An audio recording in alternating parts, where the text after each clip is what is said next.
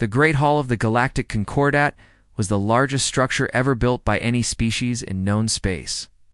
It floated in the empty darkness between three star systems. A massive station made of crystal and metal that could hold representatives from 1,000 different worlds. Today, like every year for the past 300 years, it was filled with the most powerful beings in the galaxy. Ambassador Alina Vasquez walked through the enormous doors and felt every eye turn toward her. She was used to this by now. Humans always attracted attention at these summits, but not for the reasons most species did around her. The other delegations had arrived in full military glory. The Velthrani, tall beings with skin that glowed in soft blue and purple lights, had brought 50 of their elite guards. Each guard wore armor made from living crystal that shifted and changed with their movements. Behind them, visible through the station's massive windows, 3 Velthrani warships held position, their weapon systems active and visible for all to see. The Krethri delegation was even more impressive.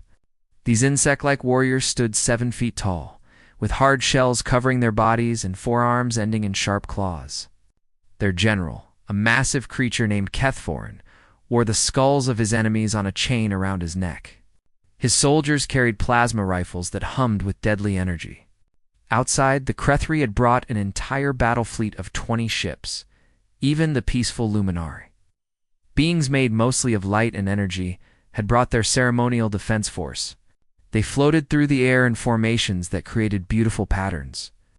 But everyone knew those patterns could become deadly weapons in an instant. Alina walked alone. She wore a simple, dark suit with no armor. She carried no weapons. Behind her, there were no guards, no soldiers, no warriors of any kind.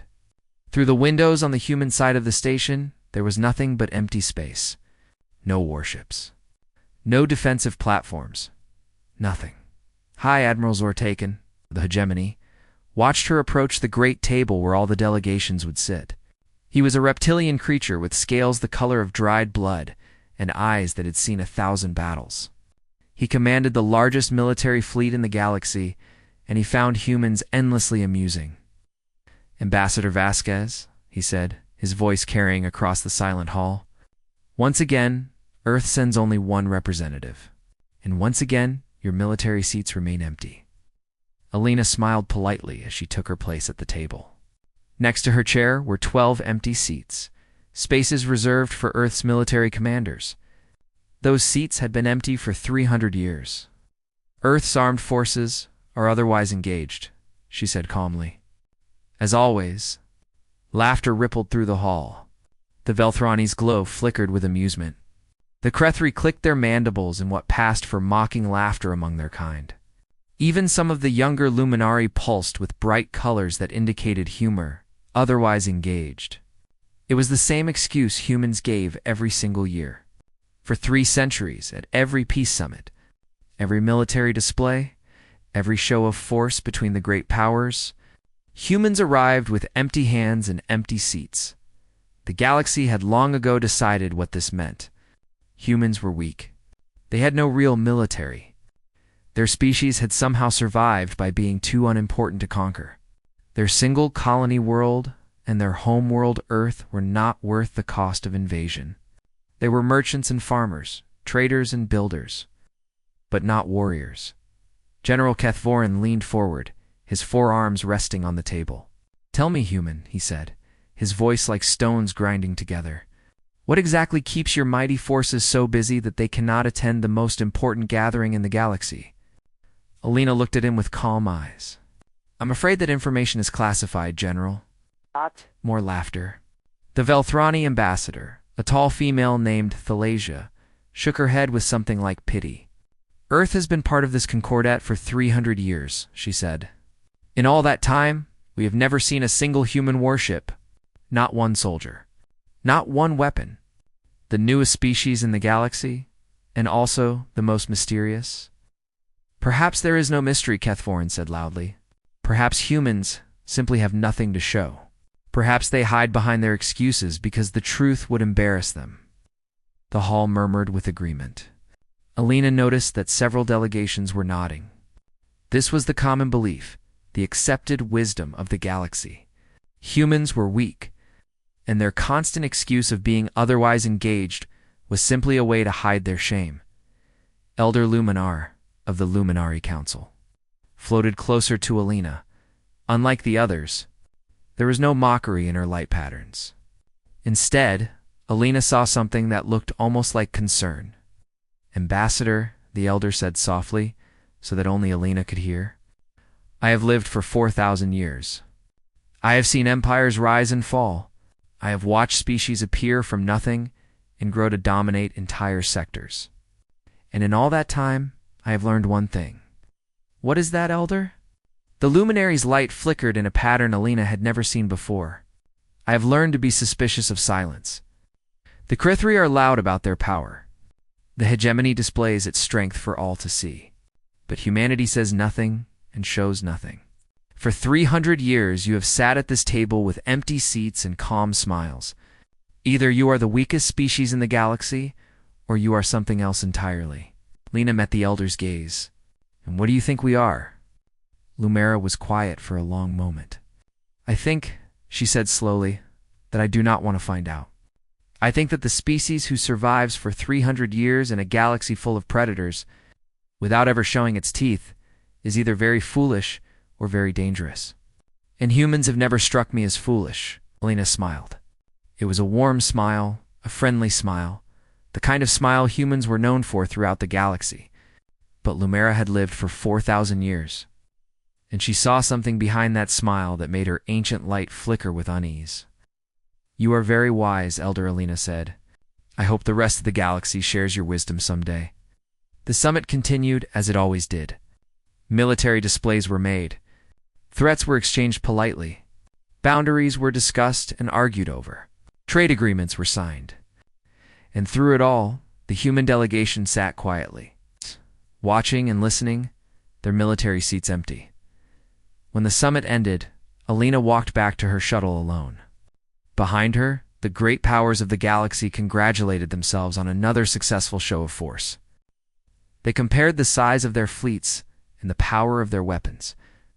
They made secret alliances and planned future conquests. None of them noticed the small smile on Elena's face as she left. None of them wondered why, in 300 years, no species had ever attacked Earth. Despite its apparent weakness, none of them asked the most important question of all. If humans truly had no military, how had they survived so long in a galaxy where the weak were always consumed by the strong? The answer to that question was coming. And when it arrived, the galaxy would never be the same again. General Kethvorin stood on the bridge of his flagship, the Fury of Krethvor, and looked out at the stars with hungry eyes.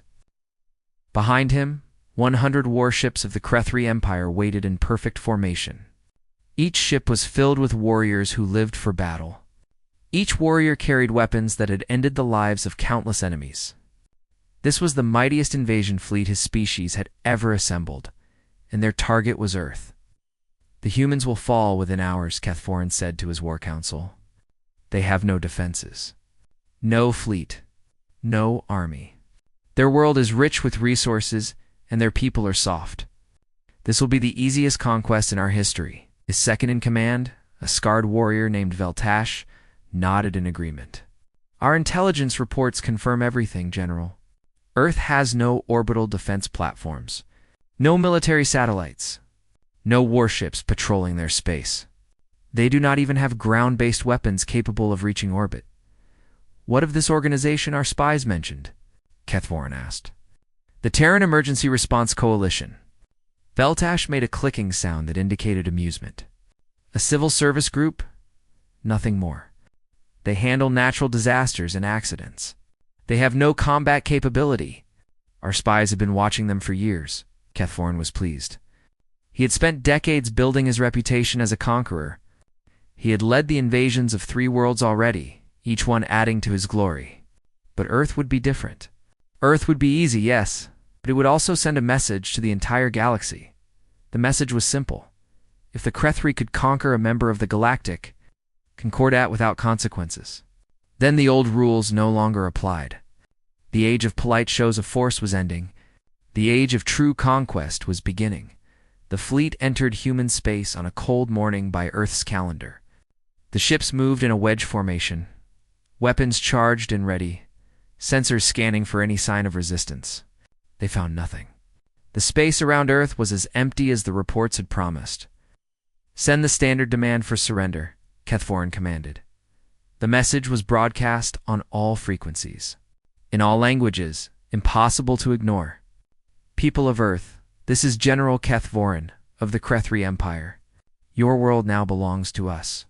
You will surrender immediately and completely. Any resistance will be met with total destruction. You have 1 hour to respond." The response came in less than a minute, but it did not come from Earth's government. The voice was calm, almost bored. It spoke in perfect Krethri, with an accent that suggested the speaker had learned the language from native speakers. "Krethri fleet, you are entering protected space. You have one opportunity to withdraw. There will be no second warning." Kethvorin stared at his communication officer in confusion. "What is this? Who speaks?" "Unknown, General. The signal is coming from ... everywhere. We cannot trace its origin. Everywhere. That is impossible. I am only reporting what our sensors detect, General.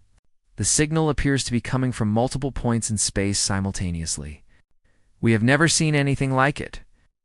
Kethvorin felt the first small spark of doubt in his mind, but he crushed it immediately. He had not become a general by showing fear. "Respond to them.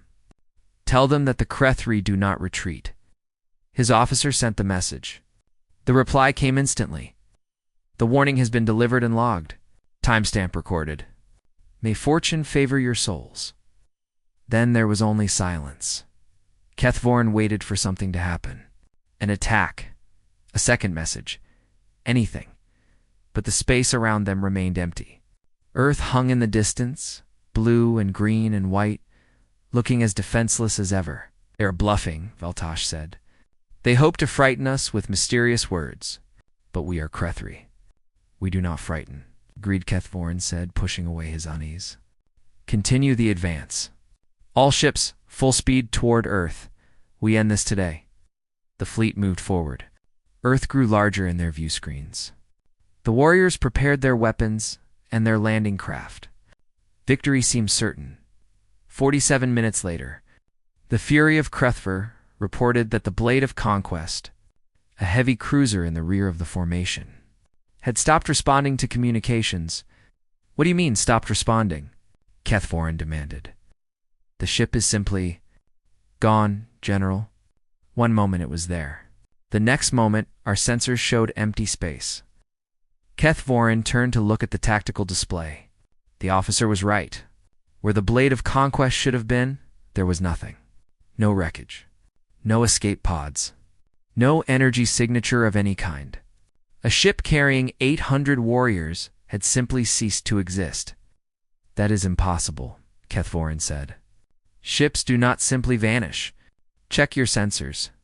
Run diagnostics." Before the diagnostics could complete, another ship disappeared. Then another, and another.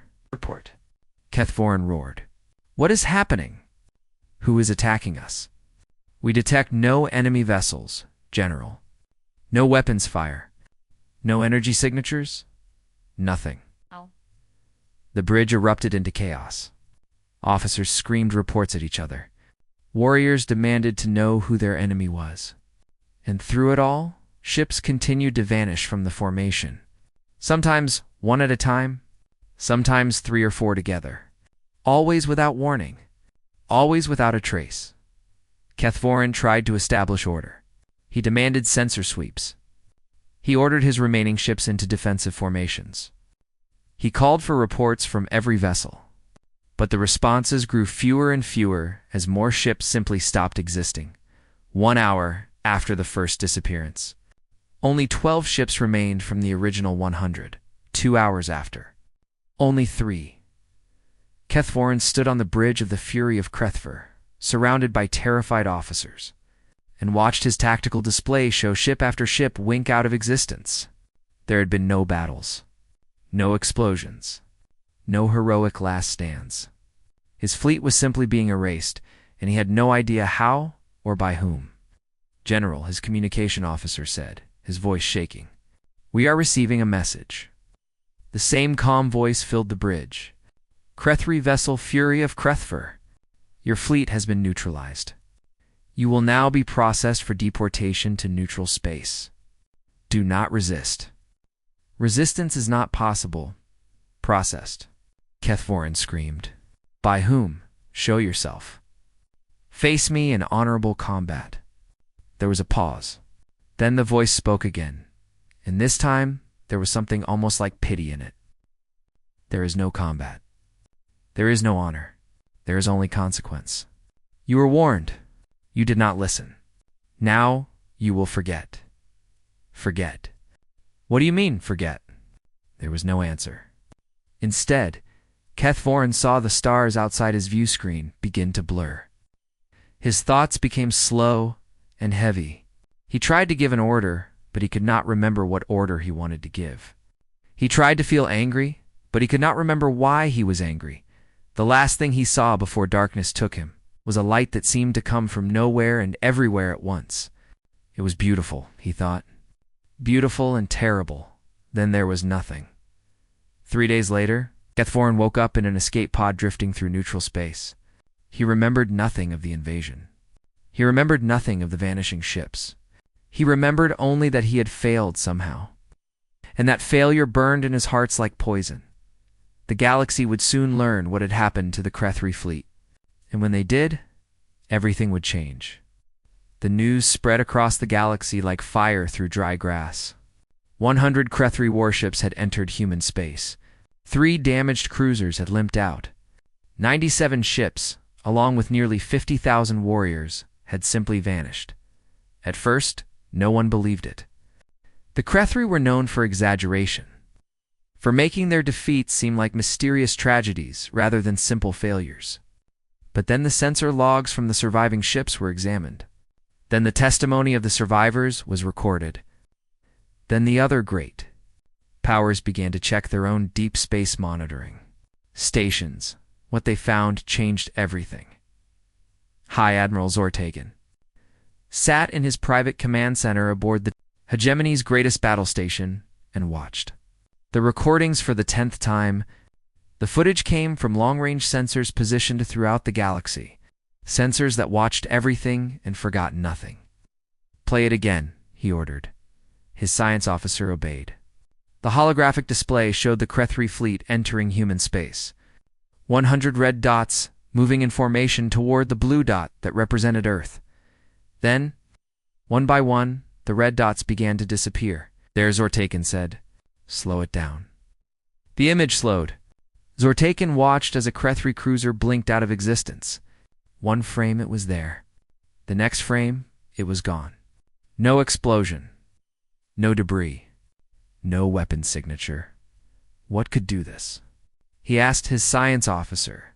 A brilliant young hegemony female named Tarala shook her head slowly. "Nothing in our database, Admiral. We have weapons that can destroy ships instantly, but they all leave traces. Energy signatures, radiation, debris fields. This is ... different. Different how? It is as if the ships were never there at all. They do not appear to have been destroyed. They appear to have been ... removed. Taken somewhere else." Zortagan felt cold despite the warmth of his command center. "Taken where?" "Unknown, Admiral. Wherever they went, our sensors cannot follow." Across the galaxy, other species were making similar discoveries. The Velthrani Intelligence Network, the most sophisticated spy organization in known space, had been intercepting communications for centuries. They had thousands of agents on thousands of worlds. They knew secrets that governments would kill too. Protect, but they had never. Notice what they were now seeing in their archive? Data Director Velshar stood before the Velthrani Council and delivered his report with visible shame. "We have detected anomalies in our deep space sensor readings, going back over 200 years. Energy signatures that we classified as natural phenomena. Gravitational disturbances that we attributed to unknown stellar objects. Communication signals that we dismissed as cosmic background noise. And what are they actually? The council demanded. Velshar hesitated. We believe they are evidence of human military activity. Vessels moving through subspace. Weapons being deployed. Communications being sent on frequencies we did not know existed. The council was silent for a long moment. Then one of the elder members spoke. You are telling us that humans have had an active military presence in our space for 200 years, and we never noticed? Yes, Counselor. You are telling us that while we laughed at their empty chairs and their absent fleets, they were watching us, moving through our territory, operating right under our sensors? Yes, Counselor. The elder leaned forward. How is this possible? Velshar spread his hands helplessly. Their technology appears to be far beyond anything in our databases. They operate in dimensions of space that we cannot access. They use energy sources that we cannot detect. They have been, in essence, ghosts. We only see traces of them now because they apparently chose to let us see. Meanwhile, Elder Lumera, of the Luminari Council, was conducting her own investigation. The Luminari were the oldest species in the Concordat, and their observation technology was the most advanced. They used quantum-entangled sensors that could detect events across vast distances instantly. They had been watching the galaxy since before most other species had discovered fire. Show me the intercepts, she commanded. The data appeared before her, translated from a communication frequency that the Luminari had only recently learned to detect. The messages were short, efficient, and terrifying. Turk. Battle Group 7, acknowledging, hostile. Fleet neutralized. 0 Terran casualties. Proceeding. 2 Secondary containment. Turk command confirms. Standard protocol. Survivors. To be processed for rehabilitation or exile? Nate or no. Planetary awareness required. Containment. Successful. Civilian populations unaware. Threat. Eliminated. Returning to standby status. Lumera. Read the messages again, and again. Turk. The Terran Emergency Response Coalition. The organization that the Krethri had dismissed as a civil service group, the organization that supposedly handled natural disasters and accidents. How many of these messages have we intercepted? She asked. Over 3,000, Elder, going back nearly 2 centuries. 3,000 military operations. In 200 years? Yes, Elder. Lumera's light flickered in patterns that indicated deep thought. 3,000 times, human military forces had been deployed somewhere in the galaxy. 3,000 times they had accomplished their missions. 3,000 times they had returned to whatever hidden places they operated from. And until now, no one had known. What else do these messages tell us? She asked. The humans appear to have a massive military infrastructure. Elder. References to battle groups, fleets, command structures. They mention weapon systems we cannot identify. They reference locations in space that do not appear on any of our maps. And they speak of protecting not just Earth, but other species as well. Other species? Yes, Elder. Several messages reference operations conducted to protect Velthrani colonies, hegemony trade routes, even Luminari observation posts. The humans have apparently been defending the entire galaxy without anyone asking them to. Lumera was quiet for a long time. 4,000 years she had lived. She had thought she understood the galaxy and all the powers within it. She had believed that nothing could surprise her anymore. She had been wrong. Contact the other council elders, she finally said. Then reach out to the Velthrani and the hegemony. We need to call an emergency session of the Concordat. What shall I tell them, Elder? Lumera's ancient light pulsed with emotions that even she could not fully identify. Fear was there, and wonder, and something that might have been respect. Tell them, she said slowly, that we have been fools. Tell them that while we displayed our weapons and threatened each other with our fleets, the real power in this galaxy was watching us from the shadows. Tell them that the species we mocked for having no military has been protecting us all along. And what do we do now, Elder? Lumera turned to look out at the stars. Somewhere out there, in the darkness between worlds, human warships waited and watched. They had been there for centuries, invisible and silent, keeping a peace that the rest of the galaxy did not even know existed. Now, she said, we ask the humans for the truth, and we pray that they are willing to give it to us. Ambassador Alina Vasquez was not surprised when High Admiral Zortaken arrived at her quarters. She had been expecting him, or someone like him, for days now. The galaxy was in an uproar, and everyone wanted answers that only humans could provide. She opened her door to find the mighty Admiral standing alone in the corridor. He wore no ceremonial armor. He carried no weapons. His usual guards were nowhere to be seen. For the first time in the centuries that Alina had known him, Zortaken looked small. "Come in, Admiral," she said. "I have been expecting you." Zortaken entered slowly, his eyes scanning the simple human quarters as if searching for hidden threats. Alina watched him with calm patience. She had seen this reaction before in other species who had glimpsed the truth. Fear did strange things to powerful beings. "Would you like some wine?" She offered. "It is from Earth, a region called France. I think you will find it pleasant." "I did not come here for wine," Zortaken said, but his voice lacked its usual strength. "No. You came here for answers." Alina poured 2 glasses anyway and set one on the table near the Admiral. "Please, sit. We have much to discuss." Zortaken sat. He stared at the wine glass, but did not touch it. His clawed hands rested on his knees, and Alina noticed that they were trembling slightly. "What are you?" he finally asked. "What are humans really?" Alina took a sip of her wine and considered the question. She had answered it many times in her own mind, but she had never spoken the truth out loud to someone from another species. This was the moment everything would change. "We are exactly what we appear to be," she said. "Traders, farmers, builders, scientists, artists. We are a young species, new to the stars, peaceful by nature." "Do not lie to me," Zortaken growled. "Your fleets destroyed 100 Krithri warships in hours. We have found evidence of your military operating across the entire galaxy for 2 centuries. You are not peaceful," he said. "We are peaceful by nature," Alina corrected gently. "I did not say we are helpless." She stood and walked to the window, looking out at the stars. Somewhere out there, she knew human warships waited in the darkness. They were always waiting, always watching, always ready. When humans first reached the stars, she began, we found a galaxy at war. Not open war, but constant threat. Species building fleets to intimidate each other. Empires conquering weaker neighbors. The Concordat maintaining what you call peace, but what is really just organized violence. The strong display their power. The weak are conquered or destroyed. "This is the natural order," Zortaken said. "It has always been this way." "Perhaps.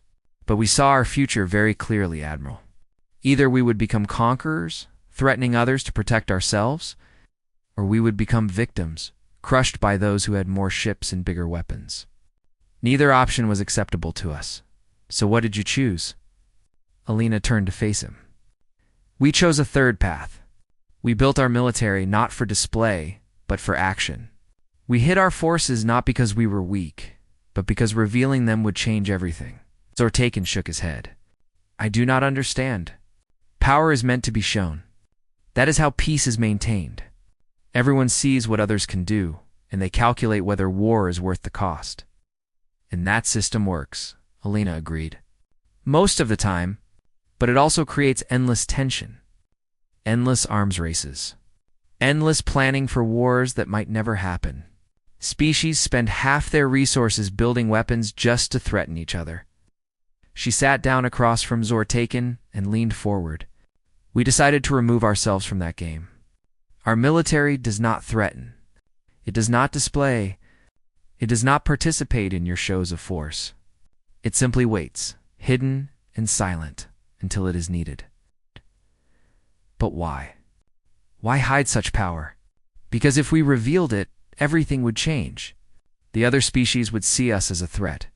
They would build bigger fleets to counter ours. They would form alliances against us. They would plan attacks before we could attack them. The peace, such as it is, would collapse into chaos." Lena picked up her wine glass again. "So we stayed hidden. We let you laugh at our empty chairs and our absent fleets. We let you believe we were weak. And while you watched each other with suspicious eyes, we watched everything." Zortaken was silent for a long moment. When he spoke again, his voice was barely a whisper. "You have been protecting us? All of us. Yes. For 3 centuries, we have stopped threats before they became wars. We have prevented disasters that no one ever knew were coming. Pirates that would have terrorized your trade routes. Rogue factions that planned attacks on civilian worlds. Even natural phenomena that would have destroyed colonies. The Krethri. General Kethvorin was planning to conquer Earth, but that was only the beginning. Our intelligence showed that if his invasion succeeded, he planned to use Earth's resources to build an even larger fleet. He would have attacked the Valthrani next, then the hegemony, then everyone else. Millions would have died, so you stopped him. We removed his fleet. His warriors are alive, scattered across neutral space, with no memory of what happened. General Kethvorin will spend the rest of his life wondering how he failed, but he will not try again.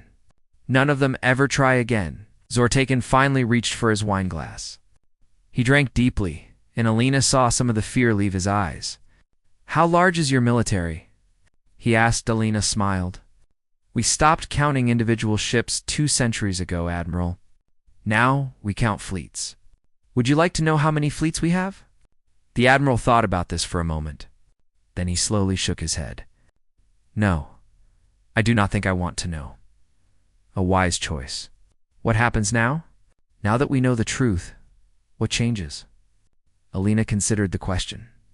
It was the same question she had been asking herself since the Krethri invasion. The secret was out. The galaxy knew that human power was real and vast. Nothing could ever be the same. "That depends on you," she said finally. "On all of you. We have always wanted peace, Admiral. Real peace. Not the armed standoff you call peace. We hoped that someday the galaxy would be ready for that kind of peace. Perhaps that day has finally come, or perhaps knowing the truth will only create more fear, more tension. Perhaps. But we have hope. We have always had hope. It is one of our greatest strengths." Zortaken stood. He looked at Alina with new eyes, seeing not the helpless diplomat he had mocked for so many years, but a representative of something far greater and more powerful than he had ever imagined. "Thank you for the wine," he said. "And for the truth," Alina nodded. "Thank you for listening, Admiral. I hope we can continue this conversation at the emergency summit. You will attend?" "Oh, yes. But this time, we will not be coming alone." Zortaken left without another word. Alina watched him go, then turned back to the window and the stars beyond. 300 years of secrets were ending. The empty chairs would be filled. The truth would be revealed to all. She could only hope that the galaxy was ready for what came next. The great hall of the Galactic Concordat had never been so quiet. Every species in known space had sent representatives. Every delegation had arrived with their full military escorts. Warships from a dozen different civilizations filled the space around the station, their weapons powered but silent, their crews watching and waiting. And then the humans arrived. There were no warships. No massive fleet darkening the stars. Instead, a single shuttle approached the station, small and ordinary. Exactly like every human shuttle that had come before. The representatives from 100 worlds watched the shuttle dock. They held their breath as the airlock opened. They prepared themselves for warriors in advanced armor, for weapons beyond their understanding. For a display of power that would shake the foundations of everything they knew, Ambassador Elena Vasquez stepped through the airlock first, dressed in the same simple dark suit she always wore. Behind her came 4 others, also in simple clothes, also without weapons or armor. The galaxy watched with confusion as these 5 humans walked calmly toward the great table. Where were the soldiers? Where were the warships? Where was the military might that had destroyed the Krethri fleet? High Admiral Zortaken was the first to notice the subtle differences. The 4 people behind Ambassador Vasquez did not move like diplomats. They moved like soldiers, their eyes constantly scanning the room, their bodies balanced and ready. They wore simple uniforms of dark blue, with no decorations except for a small insignia on their shoulders. A white circle containing an image of Earth. Alina reached the great table and took her usual seat. The four others sat in the chairs beside her, chairs that had been empty for 300 years. They did not sit in all 12 military seats. Only 4 of the 12 were filled. But it was enough. Representatives of the Galactic Concordat, Alina said, her voice clear and steady. Thank you for gathering on such short notice. As you know, recent events have raised questions that deserve answers. We are here to provide those answers. One of the 4 humans spoke. He was an older man, with gray hair and tired eyes, the kind of eyes that had seen too many battles. I am Admiral Chen Weyland of the Terran Emergency Response Coalition. These are Commanders Rodriguez, Okonkwo, and Sato. We command forces that have operated in this galaxy for 3 centuries. General Kethvorin, who had recovered from his defeat but not from his shame, stood angrily. You destroyed my fleet. You killed 50,000 of my warriors. Admiral Chen shook his head slowly. We killed no one, General. Your warriors are alive, all of them. They are scattered across neutral space, confused but unharmed. Your ships were not destroyed. They were ... relocated. Relocated where? That information is classified. But I assure you, no Krethri blood was spilled. We do not take lives unless there is no other choice. The Velthrani ambassador spoke next. For 2 centuries, your forces have operated in our space without our knowledge or consent. This is an act of war, is it? Commander Rodriguez asked. She was a young woman with sharp eyes and a calm voice. In those 2 centuries, your colonies have been protected from pirates you never knew existed. Your trade routes have been kept safe from threats you never detected. Your people have lived in peace because we ensured that peace. We did not ask for your protection. No, you did not. But you needed it. We all need protection sometimes, Ambassador. The only question is whether that protection comes from friends or from conquerors. Elder Lumara floated forward, her ancient light pulsing with complex emotions. You have been protecting us, she said. All of us. Why? Alina answered. Because we believe that all intelligent life has value. Because we believe that peace is worth preserving. Because we learned long ago that the best way to stop a war is to prevent it from starting. But why hide? Why let us believe you were weak? Admiral Chen leaned forward. Because strength openly displayed becomes a target. If we had shown our power 3 centuries ago, every species in this room would have seen us as a threat. You would have built fleets to counter ours. You would have formed alliances against us. Wars would have been planned. Millions would have died. He looked around the room at the faces of beings from 100 different worlds. By staying hidden, we removed ourselves from your calculations. You threatened each other, made your shows of force, kept your careful balance, and we watched, ready to intervene only when absolutely necessary. High Admiral Zortaken stood. So what changes now? Now that we know the truth? Alina smiled. That is the question, is it not?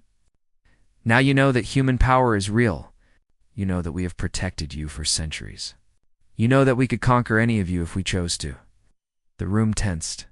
Warriors reached for weapons. Admirals prepared orders for their waiting fleets. But we will not, Alina continued. We never wanted to conquer. We never wanted to rule. We wanted peace.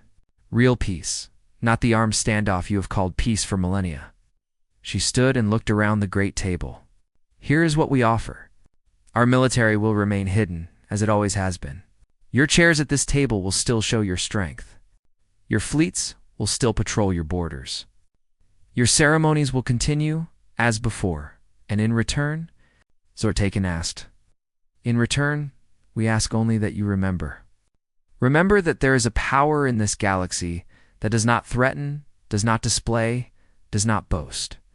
A power that watches in silence and moves without being seen. A power that has protected you for 3 centuries and will continue to protect you for centuries more. Admiral Chen stood beside her. We do not want your fear. We do not want your obedience. We want your trust.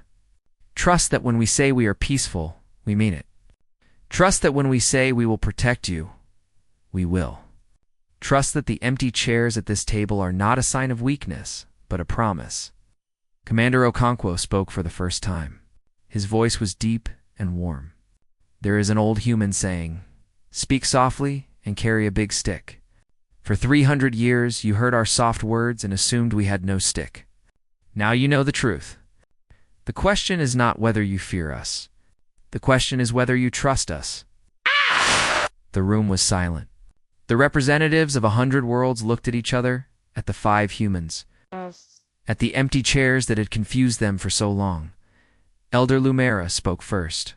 "I have lived for 4,000 years. I have seen empires built on fear and empires built on trust. The ones built on fear always fall. The ones built on trust sometimes last forever." She turned to face Alina. "I trust you, Ambassador. I trust the humans." Slowly, other voices joined hers.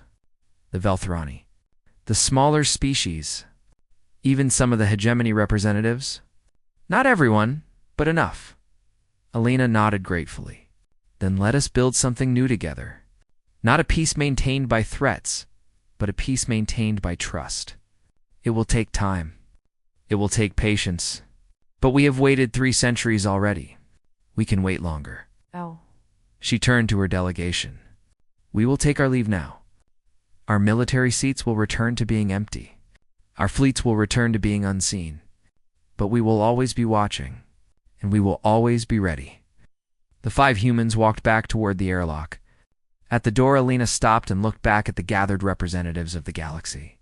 "Remember," she said softly, "the strongest creatures are not always the ones that roar the loudest. Sometimes the strongest creatures are the ones that wait in silence."